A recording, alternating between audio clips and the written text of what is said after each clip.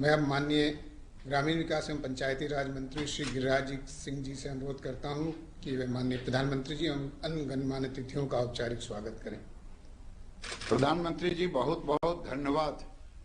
परम श्रद्धेय देश के यशस्वी प्रधानमंत्री जी, कैबिनेट मंत्री माननीय पशुपति कुमार पारस जी, राजस्थान के मुख्यमंत्री, मान्यवर उत्तराखंड के मुख्यमंत्री जी, हमारे राज्य मंत्रीगण, केंद्र शासित प्रदेशों के उपराज्यपाल, प्रशासकगण, राज्यों के मंत्रीगण, सांसदगण, विधायक, जनप्रतिनिधिगण, केंद्र और राज्य के अधिकारीगण, इस कार्यक्रम में पूरे देश से जुड़ी हुई करोड़ों एसएचजी की बहनों और भाइयों, माननीय प्रधानमंत्री जी, मैं इस कार्यक्रम में आपका स्वागत और अभिनंदन करता हूं।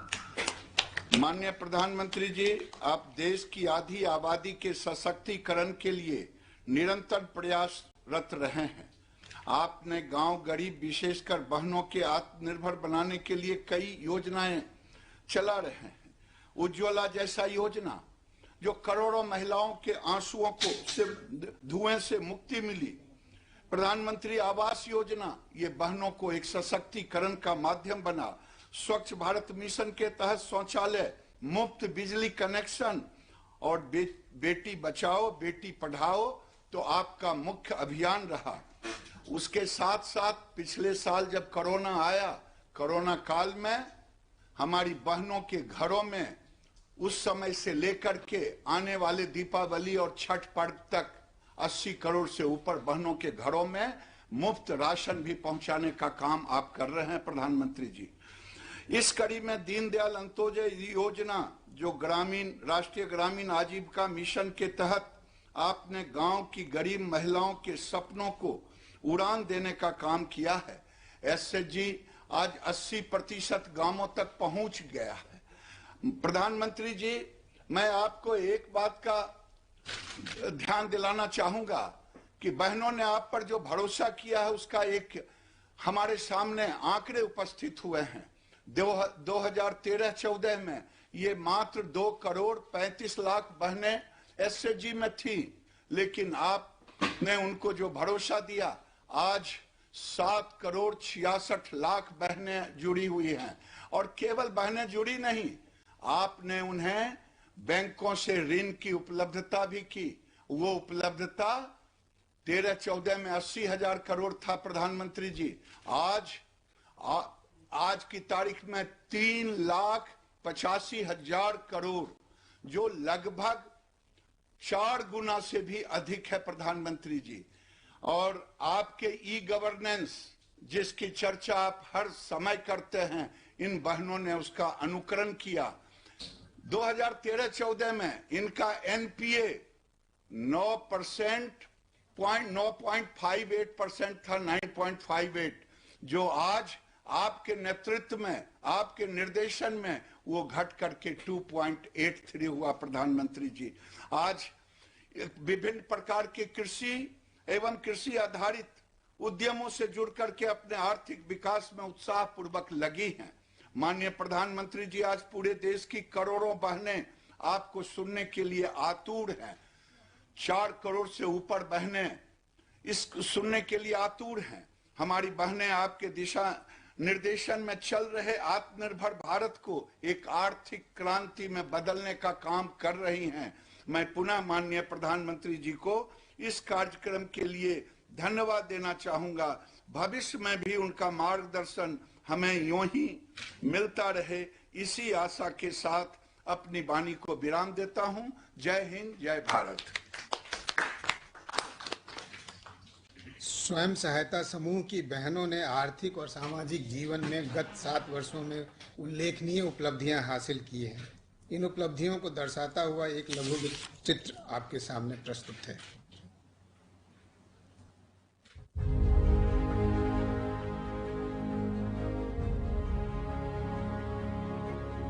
आज हम महिलाएं बात करना चाहती हैं आजीविका मिशन की। आजीविका एक ऐसा कार्यक्रम जिसने हमें एक नई पहचान, एक नई दिशा दी। आजीविका मिशन ने हमें छोटे छोटे समूहों के माध्यम से आगे बढ़ने के लिए प्रेरित, मार्गदर्शित और प्रशिक्षित किया। शुक्रिया माननीय प्रधानमंत्री जी का हर कदम हमारा मनोबल बढ़ाने के लिए। ये हमारे सेल्फ हेल्प ग्रुप्स एक तरह से गरीबों, खास करके महिलाओं की आर्थिक उन्नति का आधार बने। आज आप किसी भी सेक्टर को देखें तो आपको वहां पर महिलाएं बहुत बड़ी संख्या में काम करते हुए दिखेगी। दीनदयाल अंत्योदय योजना, राष्ट्रीय ग्रामीण आजीविका मिशन, इस योजना को सभी राज्यों में शुरू किया गया है।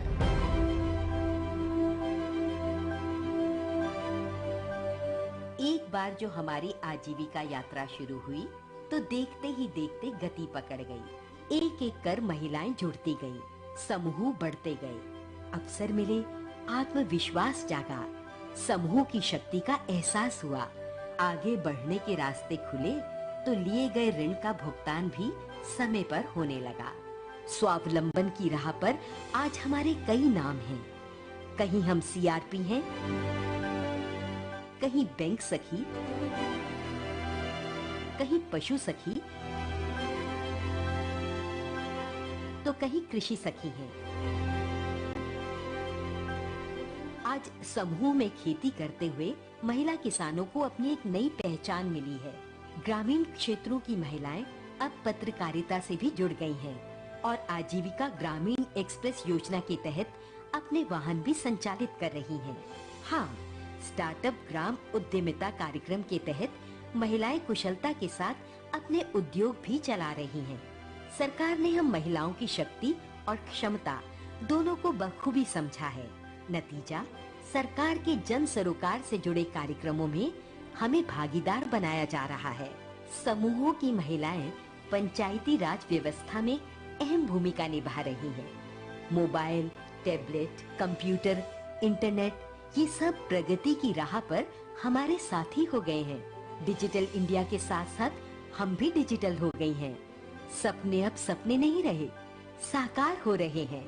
ऐसे जैसे हमारे पंख लग गए हों, हम उन्मुक्त उड़ान भर रही हैं, विकास के खुले गगन में।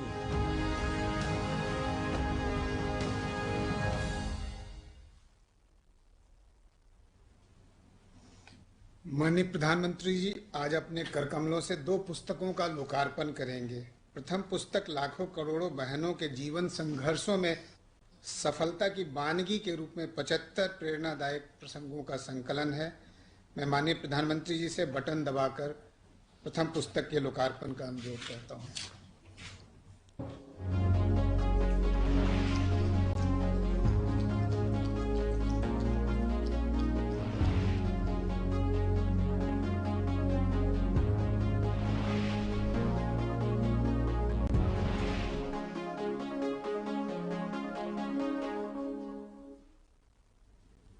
दूसरी पुस्तक हर बहन को रोजगार उपलब्ध कराने के माननीय प्रधानमंत्री जी की परिकल्पना को पूरा करने हेतु कृषि क्षेत्रों में अधिकतम आजीविका के सृजन विषयक रोड मैप है।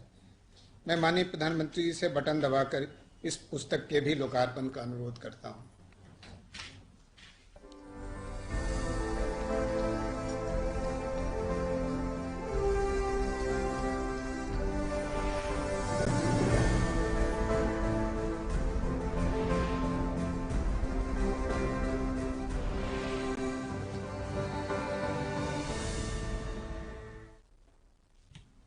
मान्यवर,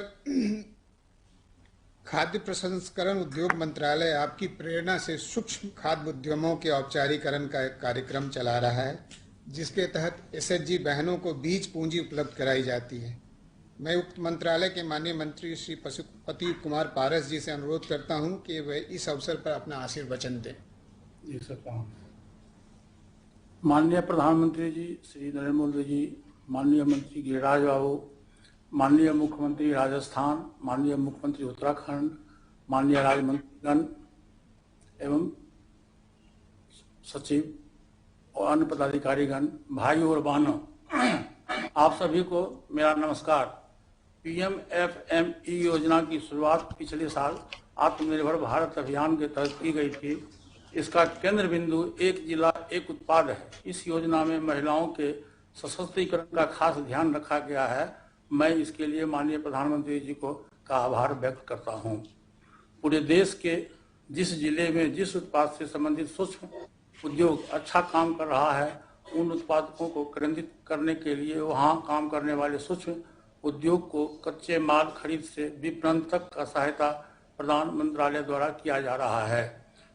आज इस योजना के अंतर्गत प्रधानमंत्री जी द्वारा खाद्य प्रसंस्करण क्षेत्र में काम कर रही स्वयं सहायता समूह की 7,500 महिलाओं को 40,000 रुपये प्रारंभिक पूंजी के तौर पर कुल 25 करोड़ रुपये से बढ़ाकर यह आंकड़ा 40 करोड़ तक पहुंच गया है।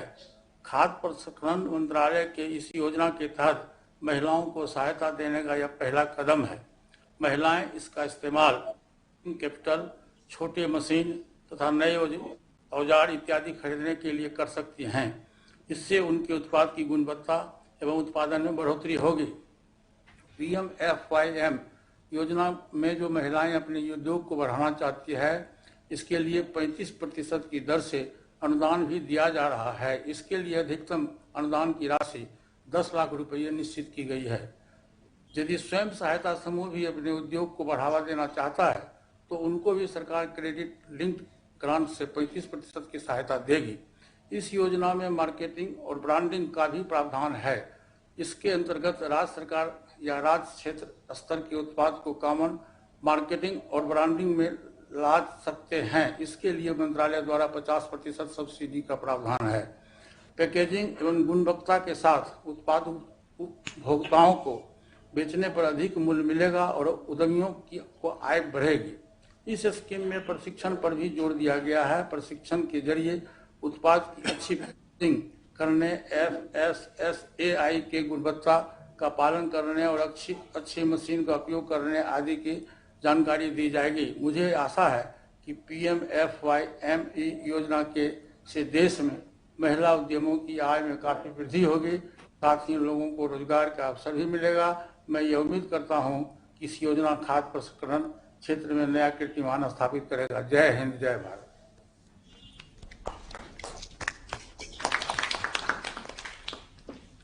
NRLM से 3,30,000 से भी ज्यादा बहनें सामुदायिक संसाधन व्यक्ति के रूप में जुड़ी हुई हैं। उन्हीं में से एक मध्य प्रदेश के अनूपपुर जिले की श्रीमती चंपा सिंह से अनुरोध है कि वे कृषि सखी के श्रीमती चंपा सिंह से अनुरोध है कि वे कृषि सखी के रूप में अपने अनुभवों को साझा करें। माननीय प्रधानमंत्री जी को चंपा जी नमस्कार। मध्य प्रदेश से जुड़ी हुई 38 लाख समूह की दीदियों की ओर से सादर प्रणाम। सर जी, मेरा नाम चंपा सिंह है, जिला अनूपपुर मध्य प्रदेश से। सर, मैं जब 11 साल की थी तभी मेरे पिताजी का देहांत हो गया। फिर मेरी शादी कम उम्र में हो गई। शादी के 2 महीने बाद ही मेरे पति का भी देहांत हो गया। माँ और मेरे जीवन में अंधकार से आ गया, हम बिल्कुल बेसहारा हो गए। तब आजीविका मिशन हमारी सहारा बनी। मैं स्व सहायता समूह में जुड़कर 100 से अधिक प्रशिक्षण प्राप्त की, जो अलग अलग विषयों पर है। उसी में एक कृषि सखी का प्रशिक्षण मैंने प्राप्त की। सर, मैं उत्तर प्रदेश, हरियाणा, पंजाब, मध्य प्रदेश में 5,500 महिला किसानों को जैविक खेती पर मैं प्रशिक्षण दी हूँ। स्व सहायता समूह से मैंने 75,000 की लोन ली। मुख्यमंत्री स्वरोजगार योजना से मैं 1 लाख की लोन ली। 1,75,000 की कृषि किसान सेवा केंद्र, जिसमें कि सर जैविक खाद, जैविक कीटनाशक, निमास्त, ब्रह्मास्त्र, अग्नियास्त्र, ये सब जैविक हैं सर, जो हमारे घर में गाय के खाए हुए शेष बचे होते हैं उससे हम बनाते हैं। पहले मैं और मेरी माँ इतना हम नहीं कमा पाते थे। साल में 40-50 हजार कमाना हमारे लिए मुश्किल होता था। उससे हमारी घर की खर्च नहीं चल पाती थी। आज 2 से 2.5 लाख, 3 लाख लगभग मैं 1 साल में कमा लेती हूँ और मेरी घर की खर्चा भी बहुत अच्छी चलने लगी है। सर, आपका जो सपना है आत्मनिर्भर भारत बनाने का, हम समूह के सभी दीदी आपके इस सपने को आत्मनिर्भर भारत बनाने के लिए साकार करेंगे। चंपा जी, बहुत बढ़िया ढंग से आपने सारा ब्यौरा दिया और आपने जीवन में कुछ करके दिखाया है। चंपा जी, आपने बताया कि आपने कृषि संबंधी ट्रेनिंग ली है। जी सर। इस ट्रेनिंग से आपको क्या फायदा हुआ और उस ट्रेनिंग को लेके जैसे आपने बताया 4-5 राज्यों में जाकर के आपने लोगों को प्रेरित किया, उसका परिणाम क्या मिला है? सर मेरे को इस ट्रेनिंग से ये फायदा हुआ कि मैं बेरोजगार थी, एक तो मुझे रोजगार प्राप्त हुआ। मेरे घर की स्थिति अच्छी नहीं थी, मेरी स्थिति सुधर गई, मुझे एक आय की साधन मेरी बन गई। और जो 3-4 राज्यों में मैंने जो प्रशिक्षण दी उससे कम लागत में ज्यादा उपज होने लगी। और फिर जो सर हम बाजार से खाद खरीद के लाते थे, कीटनाशक खरीद के रासायनिक लाते थे, तो वो हमारे खेतों में उर्वरता शक्ति कम करती थी, वो हमारे जीवन को भी, शरीर को भी नुकसान पहुंचाता था। आज खेत में एक उर्वरता शक्ति बढ़ गई है। अच्छा, मुझे जो बताया गया कि एनपीएम नॉन पेस्टिसाइड मैनेजमेंट से एक ऐसे विषय की दुकान खोली। एक तो गांव में इस प्रकार की दुकान करना ये भी बहुत बड़ी बात है। इसका विचार कैसे आया आपको?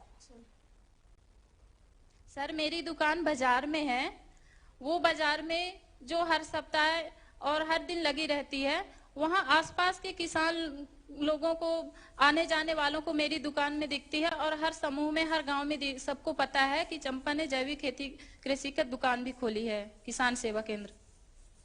आप परिवार में, आर्थिक रूप में या समाज में पहले की तुलना में, जैसा आपने कहा पहले 50,000 रुपया बड़ा मुश्किल से मिलता था, आप 3-4 लाख रुपया कमा रही हो, और राज्यों में क्या और महिलाएं या और किसान आपके पास खुद आकर के सीखना चाहते हो, समझना चाहते हो और वो अपने खेतों में इसको लागू करते हो? ऐसी चीजें होकर के आपके प्रति एक सम्मान का भाव भी बना होगा, आपको खुद को भी बहुत बड़ा गर्व होता होगा।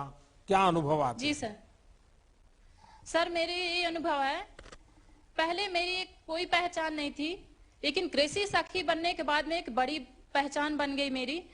और जो लोग मुझे नहीं जानते थे, आज कृषि सखी के नाम से मेरी परिचय है। सभी लोग आके मेरे यहाँ जैविक खेती कैसे करना है, जैविक कीटनाशक कैसे बनाना है, ये लोग आके जब मुझे पूछते हैं, गांव के लोग, और फोन भी आता है सर मेरे पास दूसरे राज्यों से, तो मुझे बहुत खुशी महसूस होती है कि मुझसे दूसरे राज्य से लेके अपने प्रदेश के भी दीदी सभी फोन लगा के पूछते हैं, तो बहुत ही खुशी महसूस हो रही है सर।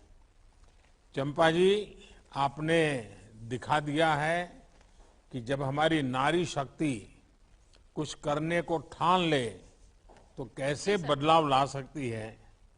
अब आप खुद तो सक्षम है, आप अपने गांव और दूसरे राज्यों की महिलाओं का भी सशक्तिकरण कर रही हैं।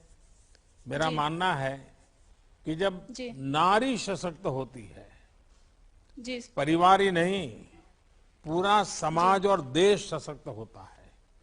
आप इसका एक जीता जागता उदाहरण है, बहुत बड़ा उदाहरण है। और धन्यवाद सर। चंपा जी, मैं एक सुझाव दूंगा आपको।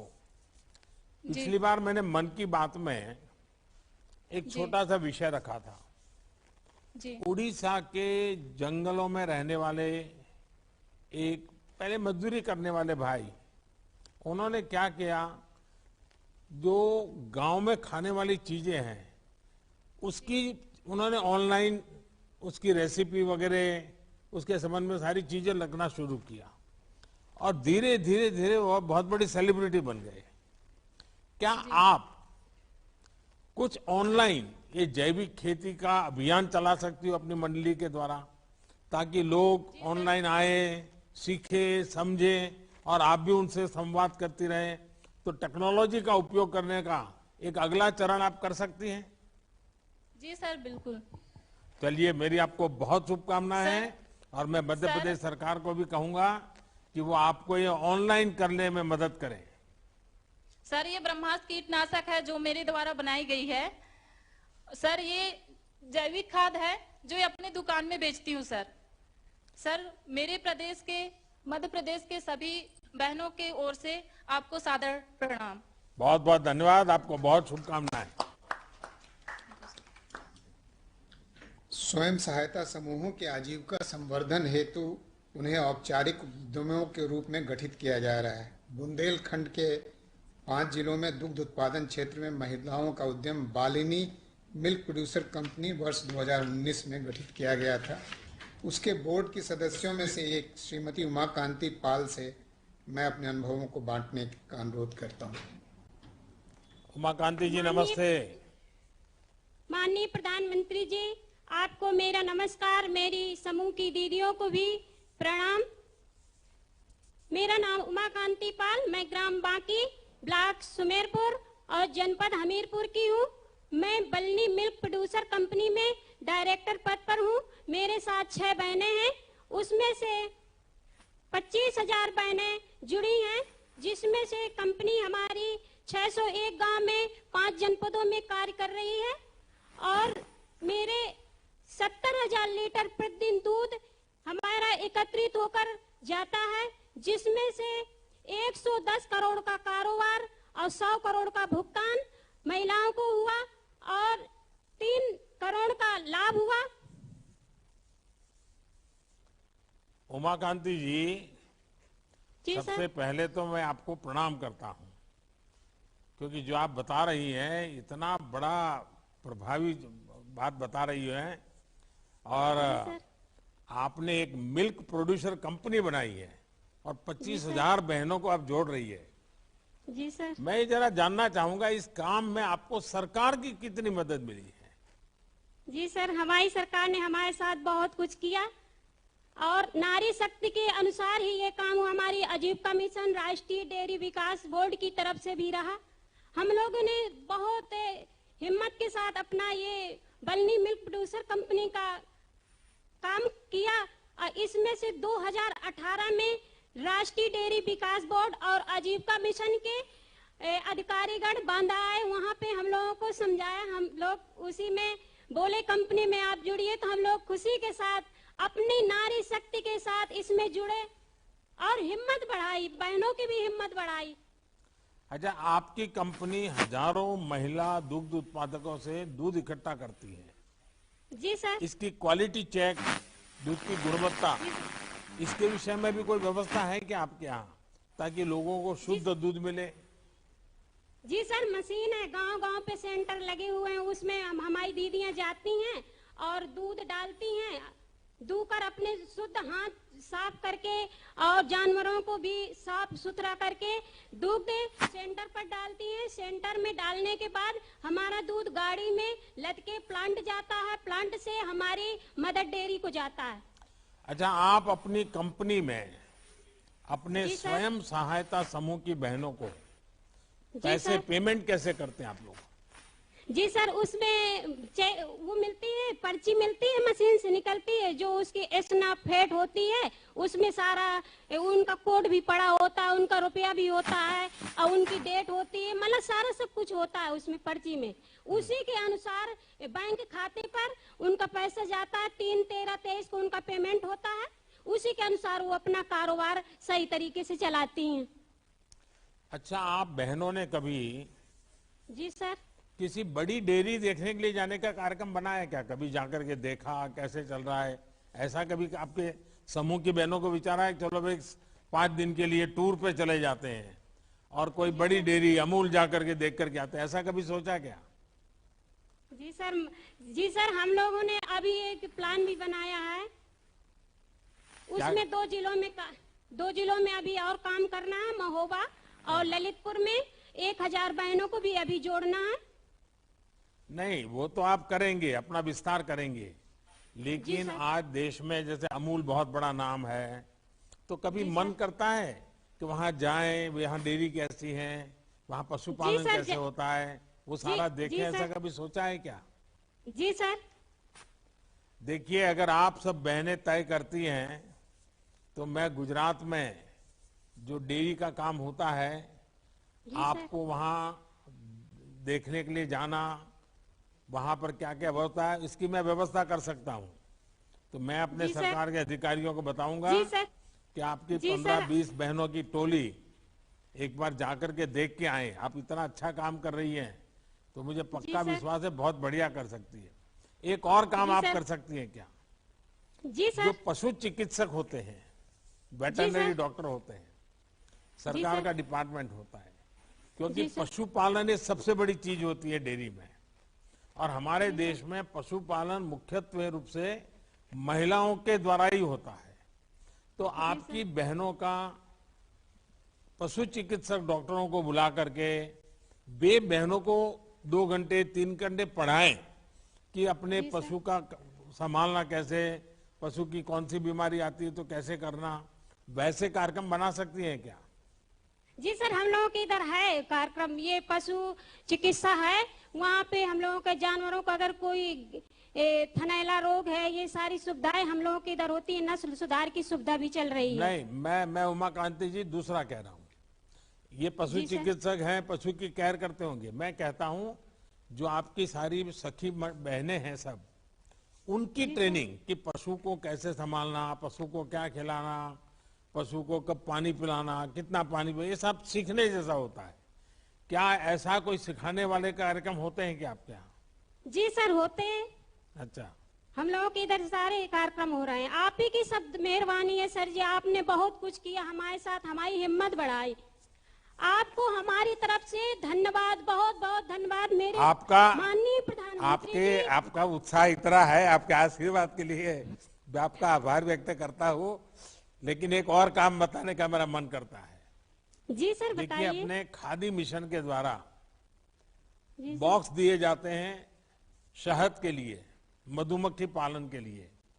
ये आपकी जो बहनें हैं, उनको अगर आप इस काम से भी जोड़ दें तो दूध के साथ साथ वो शहद का उत्पादन भी कर सकते हैं। और आपकी ये मंडली है, वो शहद इकट्ठा करके उसको भी कोई ब्रांड बना करके शहद अच्छा बेच सकती है, और उसमें आपकी बहनों की इनकम थोड़ी और बढ़ जाएगी। तो इसके साथ जैसे दूध का कर रहे हैं, उसके साथ शहद का भी जोड़ देना चाहिए। तो कर पाएंगे आप लोग? जी सर, हिम्मत के साथ बहनें हमारी सब तैयार हैं, कोई तो दिक्कत नहीं है। मैं हमारे गिरिराज जी को कहता हूं कि वे जरूर जितनी बातें मैंने बताई हैं, क्योंकि आप इतने उत्साह से करी, और बुंदेलखंड ये तो वीरांगनाओं की धरती है, जी सर, वीर माताओं की धरती है। तो वहां से अगर इतना बढ़िया काम होता है तो बहुत जी खुशी सर, होती है। मेरी तरफ से आपको बहुत शुभकामनाएं, धन्यवाद। जी सर, माननीय प्रधानमंत्री जी, मेरी तरफ से बहुत बहुत धन्यवाद आपको। मैं एक छोटा सा बहनों के बारे में कुछ कहना चाहती हूँ। मैं जरूर दोबारा सुनूंगा, मैं दोबारा सुनूंगा, क्योंकि कई लोग इंतजार कर रहे हैं। लेकिन आपको बहुत शुभकामनाएं। जी सर, धन्यवाद आपको बहुत बहुत। सिलेक्शन बहुत अच्छा। NRLM कार्यक्रम के अंतर्गत बहनों को कृषि इतर उद्यमों को भी स्थापित करने के लिए सहायता उपलब्ध कराई जा रही है। उत्तराखंड के रुद्रपुर जिले की नारी शक्ति क्लस्टर लेवल फेडरेशन द्वारा एक सफल बेकरी की वर्ष 2020 में स्थापना की गई। उसकी अध्यक्षा श्रीमती चंद्रमणि दास से अनुरोध करूंगा कि वे उद्यम से जुड़ी अपनी बातों से माननीय प्रधानमंत्री जी को अवगत कराएं। चंद्रमणि जी नमस्ते। आदरणीय प्रधानमंत्री जी, आपको नमस्ते, और हमारी महिलाओं के द्वारा आपको नमस्ते। मेरा नाम चंद्रमणि दास है। मैं रुद्रपुर जिला उधम सिंह नगर से बोल रही हूँ। मेरे 2 बिटियां हैं जो स्कूल में पढ़ते हैं। मैं राष्ट्रीय ग्रामीण आजीविका मिशन के नारी शक्ति क्लस्टर के अध्यक्ष हूँ। इस मिशन के अंतर्गत हमारे एक बेकरी ग्रोथ सेंटर का गठन हुआ, जिसका मैं संचालन करती हूँ। हमारे इस ग्रोथ सेंटर बेकरी में हमारे 40 महिला को RCTJ द्वारा पहले ट्रेनिंग दिया गया था। तो उसमें हमें जैसे बेकरी प्रोडक्ट, बंद और रस और केक वगैरह सिखाया गया था। तो हमें भी बिस्किट भी बनाना सिखाया, जो हमें मंडुवे के आटा और मक्के, जौ और सोयाबीन के आटा से हमने बनाया। तो ये जैसे लोगों को बहुत पसंद आया, तो हेल्दी भी है और टेस्टी भी है। तो हमारे आंगनबाड़ी केंद्र से हमको ऑर्डर मिला है कि हमें छोटे छोटे बच्चे, जो 3 से 6 साल बच्चे को हम इसको प्रोवाइड करेंगे। तो हमें इसमें हमको पहले 88,000 बिस्किट का ऑर्डर मिला था, जो हमें अच्छे से पूरा करा। तभी हम जुलाई में हमको 55,000 बिस्किट पैकेट का ऑर्डर मिला है। जो हमारे टोटल टर्नओवर अभी तक 89,32,000 है। और हमारा जो सारे खर्चा काट के हमको 10,30,000 का प्रॉफिट भी मिला है। आगे हम ये सोच रहे जैसे और हमारे समूह की महिला हैं, हमने एक मिनी ट्रक खरीदी करा जिससे हम एक फूड ट्रक में कन्वर्ट करा है, जो हमारी जो रुद्रपुर सिटी में स्कूल वगैरह में टिफिन व्यवस्था के करेंगे। चंद्रमणि जी, आपकी जो प्रोडक्ट है उसका कोई ब्रांड नेम बना है क्या? एक नाम से जाना जाता है क्या ये सब? जी सर, मल्टीग्रेन कुकीज सर, ये अच्छा, हिलांस का है सर। तो ये जो आप वहाँ तो बाहर बड़े तीर्थ यात्री भी आते हैं, क्या उनके अंदर ये पॉपुलर है, लोग खरीदते हैं, खाते हैं? सर बहुत पसंद करते हैं हमारे बिस्किट को। और अपने गांव भी ले जाते हैं? जी सर। अच्छा चंद्रमणि जी, आप बताइए कि इस पूरी यात्रा में आपको सरकार की कितनी मदद मिली? सर हमको जैसे महिला का सीआई का पैसे हमको मिला था, उसी में से हम पहले तो हमको बेकरी सेंटर बना के दिया उनने, और इसके बाद वो सीआई का पैसे मिला जैसे महिलाओं को, तो उसमें ही से हमें उसको बना रहे, उसमें ही बना रहे हम इसको। चंद्रमणि जी, इस स्वयं सहायता समूह से आप अपने जीवन में और अपने गांव की बहनों की जिंदगी में पहले की तुलना में, जब ये काम नहीं चलता था तब क्या स्थिति थी, अब इतना सारा बड़ा काम किया, 10-10 लाख रुपए का कारोबार हो रहा है, तो अब क्या स्थिति बनी है बहनों की जिंदगी में? सबसे बड़ी बात है तो आज हमें जैसे एससीजी में जुड़े तो आपसे बात करने का मौका मिला, इसलिए मैं अपना को बहुत खुशी से मानती हूँ। और जैसे समूह की महिलाएं जैसे पहले तो घर में ऐसे ही रहते थे, कोई रोजगार नहीं था और बच्चे की पढ़ाई में भी दिक्कत थी। अभी जैसे हम जुड़े हैं इसमें, पहले तो हमने समूह में बचत करा, बचत से हमको ऐसा लगा हमारे पास कुछ है, हम कुछ कर सकते हैं। तो फिर हमको जैसे ग्राम संगठन बने, ग्राम संगठन भी हमको कुछ ऊपर मैंने सरकार ने हमको पैसे दिया सर, आपके माध्यम से हमको मिला है, तो हमें उसमें हमें कोई छोटे मोटे बिजनेस करने लगे। जैसे हम जो गरीब महिला है उनको कोई दुकान करके दिया, कोई सिलाई मशीन लिया, कोई मतलब गाय भैंस भी लेके पालन करे उनने।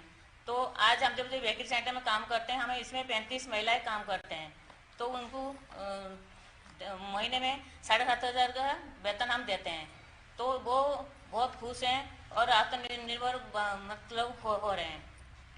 चंद्रमणि जी, आज जब देश आजादी का अमृत महोत्सव मना रहा है, आजादी के 75वें वर्ष में प्रवेश करने वाला है, तो आप देश की अन्य महिलाओं के लिए बहुत बड़ी प्रेरणा बनकर के आज काम कर रही हैं। आपके माध्यम से देश स्वयं सहायता समूह की ताकत की भी आज अनुभव कर रहा है। सरकार की कोशिश है कि हम हर गांव में ऐसे छोटे संगठन खड़े करें, उन संगठनों को ट्रेनिंग, संसाधन और पैसों की कमी ना होने दी जाए, मार्केट की व्यवस्था हो जाए। और ये तभी संभव है जब इसमें आप जैसी जागरूक महिलाएं सामने आती हैं, जब किसी संकल्प में जनता की शक्ति मिल जाती है तो उसे संपूर्ण होने में देर नहीं लगती है।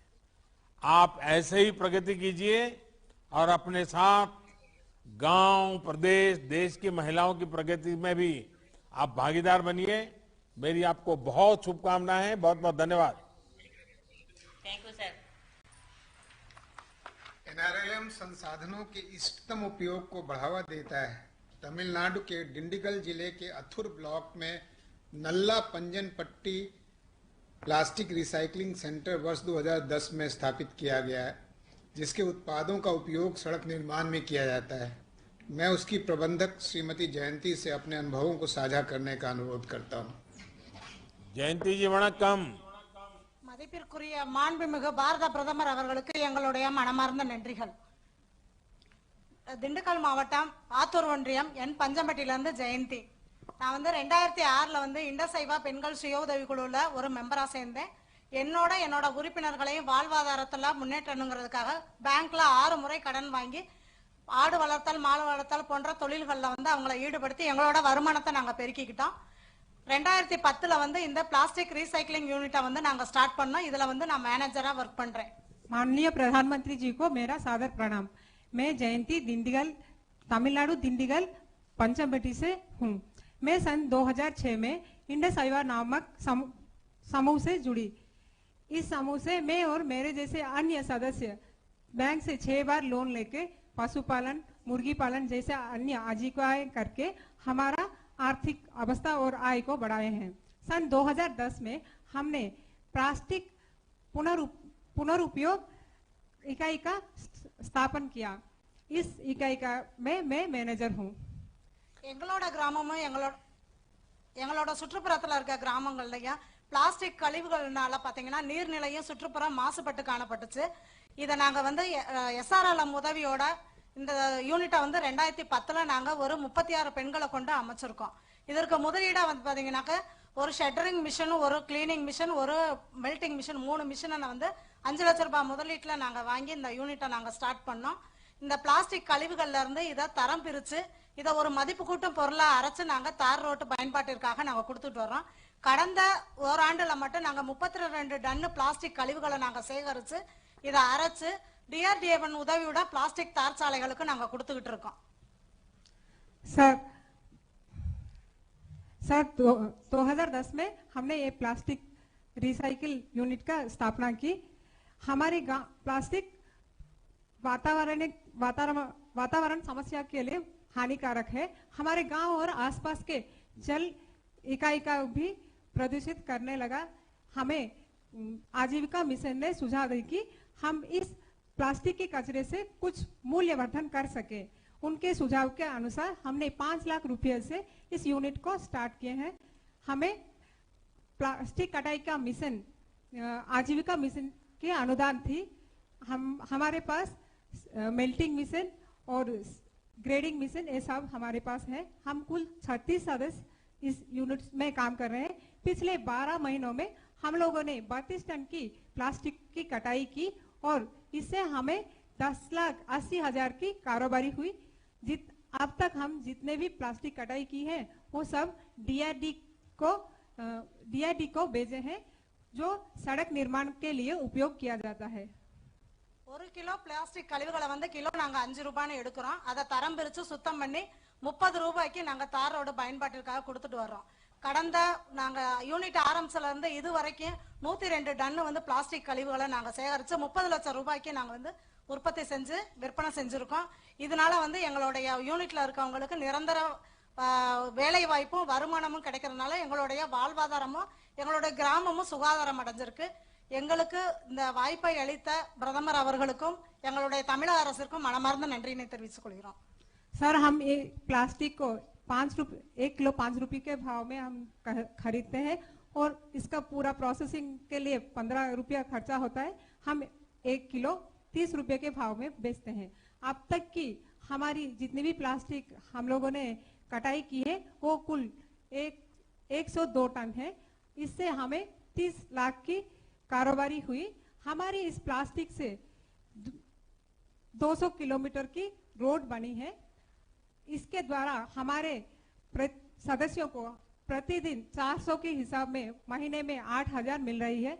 हमें इस अवसर प्रदान करने के लिए आपको और हमारी तमिलनाडु राज्य सरकार को बहुत बहुत धन्यवाद। जयंती जी, सबसे पहले तो मेरी तरफ से आपको और आपकी सभी सखियों को, सभी आपकी साथी बहनों को मेरी तरफ से बहुत बहुत बधाई। हाँ, आप तमिल में बोलिए, आप तमिल में उनको समझाइए, माइक पर ही बोलिए तमिल में ताकि बाकी सब बहनें भी सुने। प्रधानमंत्री சார் உங்க எல்லாருக்கும் வந்து நன்றி சொல்றாங்க. இந்த வாய்ப்பை அளித்த பிரதமர் அவர்களுக்கும் தமிழ்நாடு அரசுக்கும் எங்களுடைய நன்றிகள். सर बोलिए सर।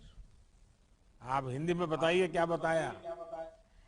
नहीं, ये आपका फिर से धन्यवाद कर रही हैं। अच्छा, देखिए, एक तो आपने इतना बड़ा महत्वपूर्ण काम किया है कि पूरे देश के अंदर इस प्रकार के सखी मंडल के लोग कर सकते हैं। आपने सब कूड़े कचरे से प्लास्टिक इकट्ठा किया, प्रोसेस किया, 200 किलोमीटर तक के रोड बनाए और 30 लाख रुपए का कारोबार किया। ये अपने आप में बहुत बड़ा काम किया है। पर्यावरण और प्रगति को एक साथ लेकर कैसे चला जा सकता है, इसका आपने बड़ा उदाहरण प्रस्तुत किया है। प्लास्टिक प्रोसेसिंग यूनिट का विचार ये आपके मन में कैसे आया?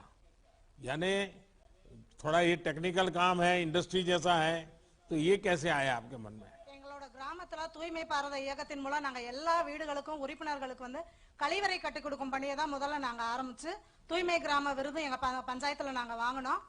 அதோட தாக்கம் தான் எங்களுக்கு பிளாஸ்டிக் கழிவுகள் வந்து எங்க பார்த்தாலும் இருக்கிறது வந்து நீர்நிலையும் விவசாயத்தையும் பாதிப்பதனால இந்த பிளாஸ்டிக் கழிவுகளை மறுசுழற்சிக்கு கொண்டு வரணுங்கிற ஒரு நோக்கத்துல தான் நாங்க இந்த யூனிட்டையே ஸ்டார்ட் பண்ணோம்.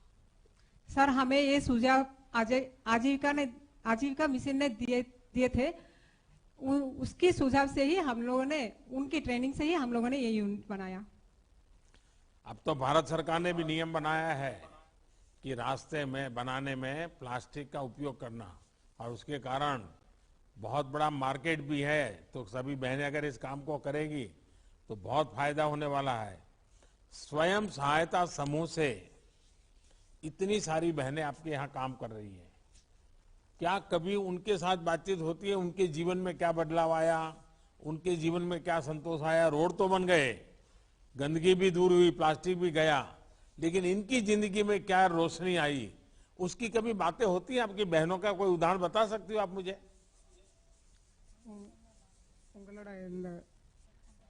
இந்த பிளாஸ்டிக் இதுல சேர்ந்தனால அவங்க வாழ்வாதாரம் எப்படி இருக்கு, உங்களோட சேர்ந்தவங்களோட வாழ்வாதாரம் எப்படி இருக்கு? எங்களோட சேர்ந்தவங்க வந்து ஆரம்பத்துல வந்து கூலி வேலைக்கு போய்கிட்டு இருந்தவங்க இன்னைக்கு வந்து இந்த யூனிட்ல வந்து நாங்க ஒரு தொழிலாளியாவும் இருக்கோம், இந்த யூனிட்டுக்கு நாங்க முதலாளியாவும் ஆயிருக்கோம். எங்களுக்கு பெண்களாகி எங்களுக்கு கையில வருமானம் இருக்கிறதுனால எங்களோட குழந்தைகளோட படிப்பு செலவு, பொருளாதார முன்னேற்றம் எல்லாத்தையும் நாங்களே பாத்துக்கிறதுனால எங்களோட வாழ்வாதாரம் பெரிய இருக்கு. सर इससे हम पहले तो हमारे कुछ काम धंधा कुछ नहीं था, अब तो हम महीने में 8,000 कमाते हैं। इससे हमारा घरेलू खर्चा सब होता है और हमारा बच्चे लोगों का फीस भी हम भर सकते हैं। पहले तो हम किसी पर निर्भर थे, अब तो हम किसी पर निर्भर नहीं है। हम जो हम अब जयंती जी, आपका स्वयं सहायता समूह और उसके सदस्य पर्यावरण की बहुत बड़ी रक्षा कर रहे हैं, और मुझे बताया गया है कि आपके प्रोसेस किए गए प्लास्टिक से करीब, जैसे आप बता रही थी कि 200 किलोमीटर की सड़क बनी है। ये छोटी बात नहीं है। अगर ऐसे ही हर गांव ठान ले तो हम प्लास्टिक से होने वाले प्रदूषण को बहुत कम कर पाएंगे। मेरी तरफ से जयंती जी, आपको, आपकी सभी साथी बहनों को मेरी तरफ से बहुत बहुत शुभकामनाएं। धन्यवाद। वणक्कम। धन्यवाद सर, धन्यवाद। दीनदयाल उपाध्याय ग्रामीण कौशल कार्यक्रम के तहत 11 लाख युवाओं को प्रशिक्षण और 7 लाख को रोजगार दिलाया गया है। मैं मणिपुर की सुश्री जोयसी देवी, जो वर्तमान में मेदांता अस्पताल गुड़गांव में स्टीवर्ड के रूप में काम कर रही हैं, से अनुरोध करूंगा कि वे मणिपुर के चूड़ा चांदपुर से अब तक की यात्रा एवं भविष्य की योजनाओं पर प्रकाश डालें।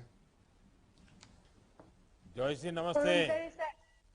नमस्ते सर, मेरा नाम निथौजम जोयसी देवी है। मैं मणिपुर के चुरचांदपुर जिले डी फाइलिन गांव की रहने वाली हूँ। मेरा पिता एक कंस्ट्रक्शन वर्कर है और मेरा माँ एक गृहिणी है। मैंने अपने स्कूल शिक्षा जवाहर नवोदय विद्यालय चुरचांदपुर जिले मणिपुर में पूरी की और Tata institute of social science Guwahati में अपना ग्रेजुएशन प्राप्त किया। इसके बाद मैंने कई अच्छी नौकरी की तलाश की, लेकिन मुझे नहीं मिला। फिर मैंने DDU GKY के तहत विजान हॉस्पिटैलिटी गुरुग्राम में फूड एंड बेवरेज सर्विस का प्रशिक्षण किया और मैं अभी एक multinational company compass group India के माध्यम से मेदांता हॉस्पिटल गुरुग्राम में स्टीवर्ड के रूप में काम कर रही हूँ सर। जोयसी, मणिपुर तो आजकल खेलकूद की दुनिया में भारत का मुकुटमणि बन गया है। आप भी कुछ खेलती हैं क्या? किसी स्पोर्ट्स में भाग लेती हैं क्या? सर, जब मैं छोटी थी तब मैं जूडो खेलती थी, पर अभी तो नहीं सर। अच्छा जोयसी, क्या आपको लगता है कि आपको जो ट्रेनिंग मिली उसने, क्योंकि कहाँ मणिपुर और कहीं कहाँ गुरुग्राम और कहाँ से कहाँ आपकी दुनिया बदल गई, तो आपको क्या लगता है, आपकी जीवन की यात्रा को आप कैसे देखती हैं? सर मुझे यहाँ ट्रेनिंग पूरी करने के बाद बहुत सारे ट्रेनिंग के बीच में भी सर बहुत सारे एक्सपोजर मिला है 5 स्टार होटल में, जैसे हायर प्लेस हिल्टन होटल में एक्सपोजर भी मिला है। और इसके साथ साथ ट्रेनिंग के बीच में ऑन ट्रेनिंग प्रैक्टिकल भी किया है। और ट्रेनिंग के बाद मुझे बहुत सारे अवसर भी मिला है। दुबई में भी मुझे ऑफर मिला है सर। दुबई में light by food private limited के रेस्टोरेंट में अवसर मिला है, पर लेकिन मुझे वहाँ यात्रा प्रतिबंध खुलने के बाद ही जा पाऊंगी सर। अच्छा जैसे आप नॉर्थ ईस्ट और देश भर की ग्रामीण इलाकों में रहने वाली जो हमारी बेटियां हैं, उनको क्या संदेश दे सकती हो, क्या कहना चाहेगी? सर मैं ये कहना चाहती हूँ कि भारत सरकार मेरे जैसे मददमंद जरूरतमंद ग्रामीण लोगों के लिए बहुत सारे अच्छे कार्यक्रम चला रही है। हमें उसका लाभ उठाना चाहिए और मेरे जैसे जिंदगी बदलने के लिए DDU-GKY के तहत प्रशिक्षण प्राप्त करने के लिए अपना नामांकन कराना चाहिए सर। जैसे आपने बहुत अच्छी बात की, आप अपनी मेहनत से मणिपुर के छोटे से गांव से दुबई तक का सफर पूरा करने जा रही है। मेरी बहुत बहुत शुभकामनाएं। आपने साबित किया है कि अगर इच्छा शक्ति हो तो कुछ भी हासिल किया जा सकता है। मेरी तरफ से आपको बहुत बहुत शुभकामनाएं। धन्यवाद। धन्यवाद सर। स्वयं सहायता समूहों को विविध आजीविकाओं की स्थापना और संवर्धन हेतु भांति भांति का सहयोग किया जाता है। खाद्य प्रसंस्करण उद्योगों के औपचारीकरण की योजना के अंतर्गत आज 7500 बहनों को बीज पूंजी के रूप में 25 करोड़ रुपए दिए जाने का प्रस्ताव है। इसके साथ साथ ही छोटे किसानों के लिए कृषि क्षेत्र में मूल्य संवर्धन के अवसर सुलभ करने हेतु मान्यवर 10,000 FPO गठन की योजना भवदीय ने गत वर्ष शुरू की। SHG महिलाओं ने 75 FPO संगठन गठित किए हैं। उनकी सहायता के लिए बतौर प्रथम किस्त 4 करोड़ 13 लाख रुपए की राशि दिए जाने का प्रस्ताव है। आजीविका कार्यक्रम के अंतर्गत मंत्रालय स्वयं सहायता समूहों को अपनी गतिविधियों को प्रारंभ करने के लिए पूंजी उपलब्ध कराता है। 30 राज्यों एवं संघ शासित क्षेत्रों की 4,07,000 SHG संघों को 1625 करोड़ रुपए की राशि आज पूंजी सहायता के रूप में दिए जाने का प्रस्ताव है। मैं माननीय प्रधानमंत्री जी से अनुरोध करता हूं कि वे बटन दबाकर उक्त राशियों की विमुक्त करें।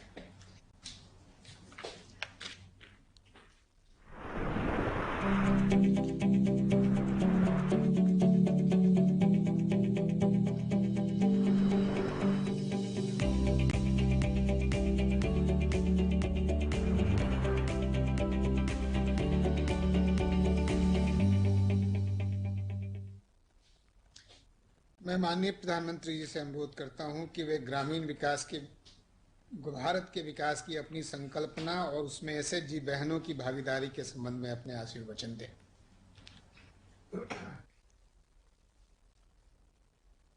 नमस्कार। आज जब देश अपनी आजादी का अमृत महोत्सव मना रहा है तो ये आयोजन बहुत अहम है। आने वाले वर्षों में आत्मनिर्भर भारत को, हमारी आत्मनिर्भर नारी शक्ति एक नई ऊर्जा देने वाली है। आप सबसे बात कर करके आज मुझे भी प्रेरणा मिली है। आज के इस कार्यक्रम में उपस्थित केंद्रीय मंत्रिमंडल के मेरे सहयोगी गण, राजस्थान के आदरणीय मुख्यमंत्री जी, राज्य सरकारों के मंत्रीगण, सांसद विधायक साथी, जिला परिषद के चेयरमैन और सदस्यगण, देश की करीब करीब 3 लाख लोकेशन से जुड़ी सेल्फ हेल्प ग्रुप की करोड़ों बहनें और बेटियां, अन्य सभी महानुभाव, भाई और बहनों, अभी जब मैं स्वयं सहायता समूहों से जुड़ी बहनों से बातचीत कर रहा था तो उनका आत्मविश्वास मैं अनुभव करता था। आपने भी देखा होगा उनके अंदर आगे बढ़ने की ललक कैसी है, कुछ करने का जज्बा कैसा है, ये वाकई हम सबके लिए प्रेरक है। इससे हमें देश भर में चल रहे नारी शक्ति के सशक्त आंदोलन के दर्शन होते हैं। साथियों, कोरोना काल में जिस प्रकार से हमारी बहनों ने स्वयं सहायता समूहों के माध्यम से देशवासियों की सेवा की, वो अभूतपूर्व है। मास्क और सैनिटाइजर बनाना हो, जरूरतमंदों तक खाना पहुंचाना हो, जागरूकता का काम हो, हर प्रकार से आपके सखी समूहों का योगदान अतुलनीय रहा है।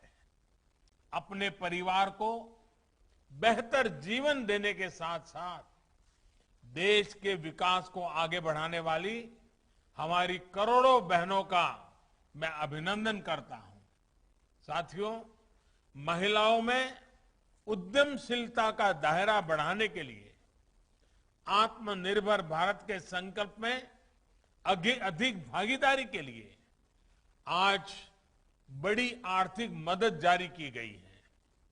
फूड प्रोसेसिंग से जुड़े उद्यम हो, महिला किसान उत्पादक संघ हो या फिर दूसरे सेल्फ हेल्प ग्रुप, बहनों के ऐसे लाखों समूहों के लिए 1600 करोड़ रुपए से अधिक की राशि भेजी गई है। रक्षाबंधन से पहले जारी इस राशि से करोड़ों बहनों के जीवन में खुशियां आए, आपका कामकाज फले फूले, इसके लिए आपको मेरी बहुत बहुत शुभकामनाएं। साथियों, स्वयं सहायता समूह और दीनदयाल अंत्योदय योजना आज ग्रामीण भारत में एक नई क्रांति ला रही है और इस क्रांति की मशाल महिला सेल्फ हेल्प समूहों से संभव हुआ है और उन्होंने संभाल करके रखी है। बीते 6-7 वर्षों में महिला स्वयं सहायता समूहों ने के आंदोलन और तेज हुआ है। आज देश भर में लगभग 70 लाख सेल्फ हेल्प ग्रुप है, जिनसे लगभग 8 करोड़ बहनें जुड़ी हैं। पिछले 6-7 सालों के दौरान स्वयं सहायता समूहों में 3 गुना से अधिक बढ़ोतरी हुई है। 3 गुना अधिक बहनों की भागीदारी सुनिश्चित हुई है। ये इसलिए अहम है क्योंकि अनेक वर्षों तक बहनों की आर्थिक सशक्तिकरण की उतनी कोशिश ही नहीं की गई थी जितनी होनी चाहिए थी। जब हमारी सरकार आई तो हमने देखा कि देश के करोड़ों बहनें ऐसी थी जिनके पास बैंक खाता तक नहीं था, वो बैंकिंग सिस्टम से कोसों दूर थी।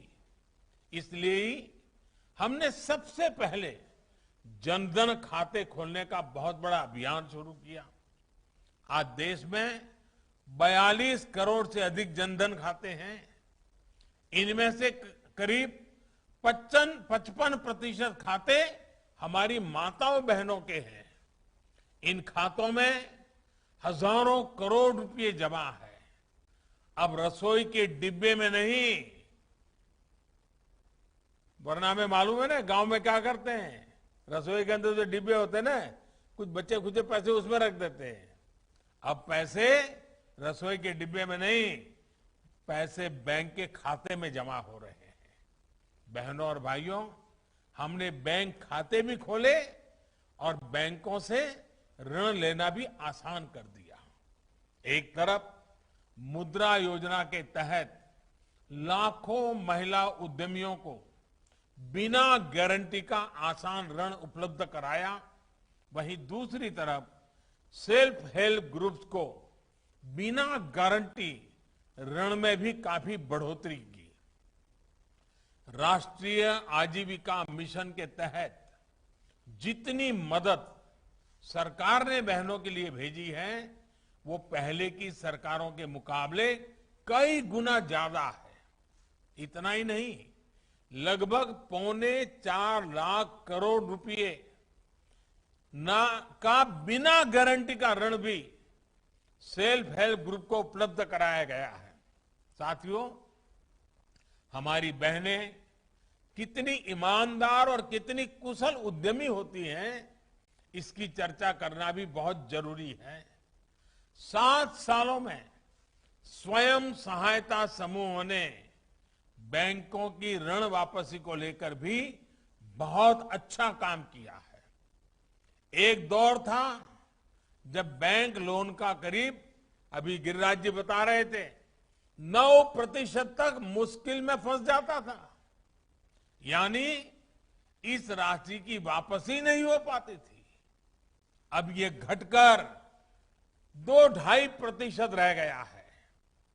आपकी इस उद्यमशीलता, आपकी ईमानदारी का आज देश अभिवादन कर रहा है। इसलिए अब एक और अहम फैसला लिया गया है।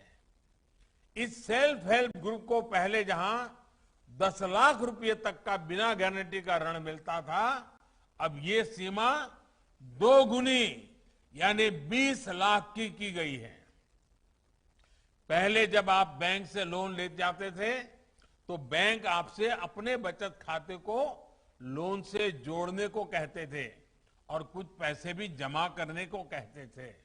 अब इस शर्त को भी हटा दिया गया है। ऐसे अनेक प्रयासों से अब आत्मनिर्भरता के अभियान में अधिक उत्साह के साथ आगे बढ़ पाएगी। साथियों, आजादी के 75 वर्ष का ये समय नए लक्ष्य तय करना और नई ऊर्जा के साथ आगे बढ़ने का है। बहनों की समूह शक्ति को भी अब नई ताकत के साथ आगे बढ़ाना है। सरकार लगातार वो माहौल, वो स्थितियां बना रही है जहां से आप सभी बहनें हमारे गांवों को समृद्धि और संपन्नता से जोड़ सकती हैं। कृषि और कृषि आधारित उद्योग हमेशा से ऐसा क्षेत्र है जहां महिला सेल्फ हेल्प ग्रुप के लिए अनंत संभावनाएं हैं। गांव में भंडारण और कोल्ड चेन की सुविधा शुरू करनी हो, खेती की मशीनें लगानी हो, दूध, फल, सब्जी को बर्बाद होने से रोकने के लिए कोई प्लांट लगाना हो, ऐसे अनेक काम के लिए विशेष फंड बनाया गया है। इस फंड से मदद लेकर सेल्फ हेल्प ग्रुप भी ये सुविधाएं तैयार कर सकते हैं। इतना ही नहीं, जो सुविधाएं आप बनाएगी उचित दरें तय करके सभी मेंबर इसका लाभ उठा सकती हैं और दूसरों को भी किराए पर दे सकती हैं। उद्यमी बहनों, हमारी सरकार महिला किसानों की विशेष ट्रेनिंग और जागरूकता को भी निरंतर बढ़ावा दे रही है। इससे अभी तक लगभग 1.25 करोड़ किसान और पशुपालक बहनें लाभान्वित हो चुकी हैं। जो नए कृषि सुधार है उनसे देश की कृषि, हमारे किसानों को तो लाभ होगा ही, इसमें सेल्फ हेल्प ग्रुप के लिए भी असीम संभावनाएं बन रही हैं। अब आप सीधे किसानों से खेत पर ही साझेदारी कर अनाज और दाल जैसी उपज की सीधी होम डिलीवरी कर सकती है। इधर कोरोना काल में हमने ऐसा कई जगह होते हुए देखा भी है। अब आपके पास भंडारण की सुविधा जुटाने का प्रावधान है। आप कितना भंडार कर सकती हैं, ये बंदिश भी नहीं है। आप चाहे खेत से सीधे उपज बेचे या फूड प्रोसेसिंग यूनिट लगाकर बढ़िया पैकेजिंग करके बेचे, हर विकल्प आपके पास है। ऑनलाइन भी आजकल एक बड़ा माध्यम बन रहा है जिसका उपयोग आपको ज्यादा से ज्यादा करना चाहिए। आप ऑनलाइन कंपनियों के साथ तालमेल कर बढ़िया पैकेजिंग में आसानी से शहरों तक अपने उत्पाद बेच सकती है। इतना ही नहीं, भारत सरकार में भी जेम पोर्टल है, GEM। आप उस पोर्टल पे जाकर के सरकार को जो चीजें खरीदनी है, अगर आपके पास वो चीजें हैं तो आप सीधा सरकार को भी बेच सकते हैं। भारत में बने खिलौनों को भी सरकार बहुत प्रोत्साहित कर रही है। इसके लिए हर संभव मदद भी दे रही है। विशेष रूप से हमारे आदिवासी क्षेत्रों की बहनें तो पारंपरिक रूप से इससे जुड़ी है। इसमें भी सेल्फ हेल्प ग्रुप के लिए बहुत संभावनाएं हैं। इसी प्रकार आज देश के सिंगल यूज प्लास्टिक से मुक्त करने का अभी अभियान चल रहा है। और अभी हमने तमिलनाडु की हमारी बहनों से सुना, बहन जयंती जिस प्रकार से 60 आंकड़े बता रही थी, हर किसी को प्रेरणा देने वाली थी। इसमें सेल्फ हेल्प ग्रुप की दोहरी भूमिका है। आपको सिंगल यूज प्लास्टिक को लेकर जागरूकता भी बढ़ानी है और इसके विकल्प के लिए भी काम करना है। प्लास्टिक के थैले की जगह जूट या दूसरे आकर्षक बैग आप ज्यादा से ज्यादा बना सकती हैं। आप अपना सामान सीधे सरकार को बेच सकें, इसके लिए भी एक व्यवस्था 2-3 वर्षों से चल रही है। जैसा मैंने पहले कहा, उसको GEM, government e market place कहते हैं। इसका भी सेल्फ हेल्प ग्रुप को पूरा लाभ उठाना चाहिए। साथियों, आज बदलते हुए भारत में देश की बहन बेटियों के पास भी आगे बढ़ने के अवसर बढ़ रहे हैं। घर, शौचालय, बिजली, पानी, गैस जैसी सुविधाओं से सभी बहनों को जोड़ा जा रहा है। बहनों बेटियों की शिक्षा, स्वास्थ्य, पोषण, टीकाकरण और दूसरी जरूरतों पर भी सरकार पूरी संवेदनशीलता से काम कर रही है। इससे न सिर्फ महिलाओं की गरिमा बढ़ी है, बल्कि बेटियों बहनों का आत्मविश्वास भी बढ़ रहा है। ये आत्मविश्वास हम खेल के मैदान से लेकर साइंस, टेक्नोलॉजी और युद्ध के मैदान तक देख रहे हैं। ये आत्मनिर्भर भारत के लिए सुखद संकेत है। इस आत्मविश्वास राष्ट्र निर्माण के इन प्रयासों को अब आपको अमृत महोत्सव भी जोड़ना है। आजादी के 75 वर्ष होने के उपलक्ष्य में चल रहा आजादी का अमृत महोत्सव 15 अगस्त 2023 तक चलेगा। 8 करोड़ से अधिक बहनों बेटियों की सामूहिक शक्ति अमृत महोत्सव को नई ऊंचाई पर ले जाएगी। आप सभी विचार करें कि आपकी आर्थिक प्रवृत्ति तो चल रही है, इतनी बहनों का समूह है, क्या कोई न कोई सामाजिक काम आप हाथ में ले सकती है क्या, जिसमें रुपये पैसों का कारोबार नहीं है, सेवा भाव है? क्योंकि समाज जीवन में इसका बहुत बड़ा प्रभाव होता है। जैसे आप अपने क्षेत्र की अन्य महिलाओं को कुपोषण के कारण क्या बहनों को तकलीफ आती है, 12, 15, 16 साल की बेटियां अगर उनको कुपोषण है तो क्या तकलीफ होती है, पोषण के लिए कैसे जागरूक किया जा सके, क्या आप अपने इस टीम के द्वारा ये अभियान चला सकते हैं? अभी देश कोरोना वैक्सीन के टीकाकरण का अभियान चला रहा है। सभी को मुफ्त वैक्सीन लगवाई जा रही है। अपनी बारी आने पर आप भी वैक्सीन लगवाएं और अपने गांव का अन्य लोगों को भी इसके लिए प्रेरित करें।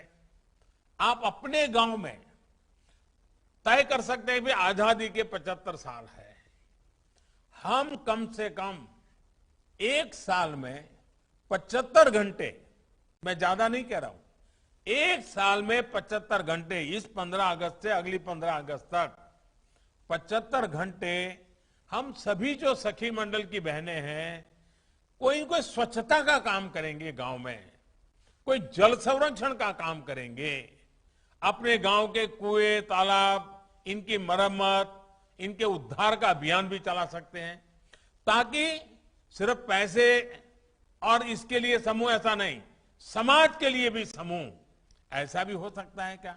ऐसा भी हो सकता है कि आप सभी अपने सेल्फ हेल्प ग्रुप में महीने 2 महीने में किसी डॉक्टर को बुलाएं, डॉक्टर को बुला करके उनको कहें भाई महिलाओं को किस प्रकार की बीमारियां होती हैं, चौपाल लगाएं, महिलाओं के स्वास्थ्य के लिए वो डॉक्टर एक आकर के घंटे 1.5 घंटे का भाषण दें, तो आपके सब बहनों को ये भी लाभ होगा, उनके अंदर जागरूकता आएगी। बच्चों की देखभाल के लिए कोई अच्छा लेक्चर हो सकता है।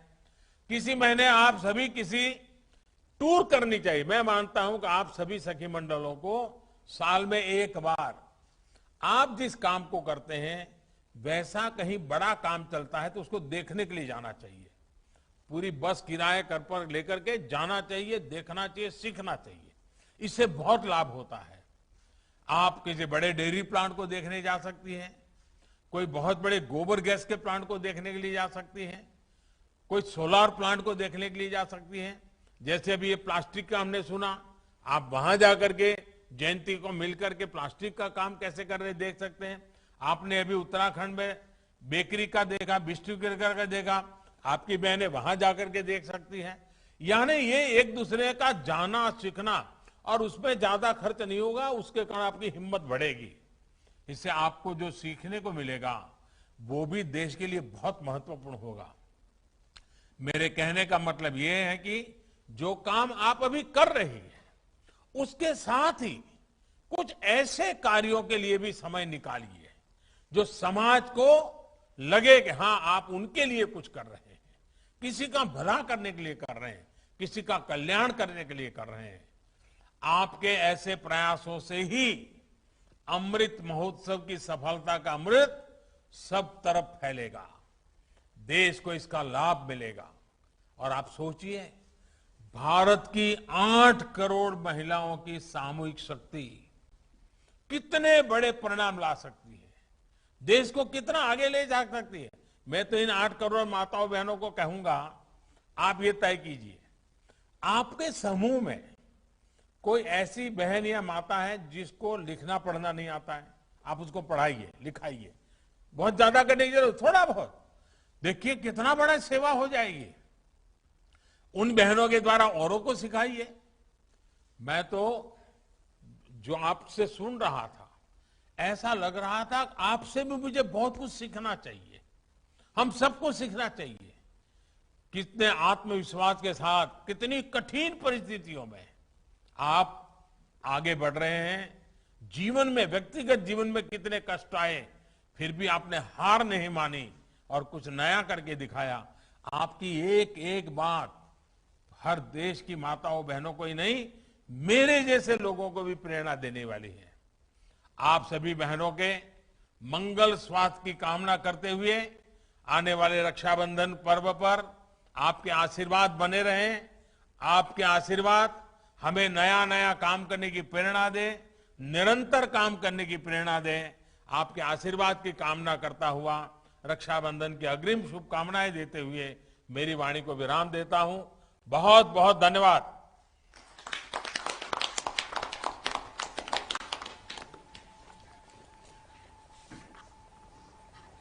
मैं माननीय प्रधानमंत्री जी को ग्रामीण एसएचजी बहनों की को आज़ादी के अमृत महोत्सव के अवसर पर अपनी संकल्पना से अवगत कराने और पंख फैलाकर उड़ जाने की प्रेरणा देने के लिए दिल से आभार व्यक्त करता हूं। मैं सभी माननीय मंत्रीगणों, माननीय मुख्यमंत्री जी, गणमान्य अतिथियों एवं स्वयं सहायता समूहों को इस कार्यक्रम में भाग लेने के लिए आह्वान करता हूं।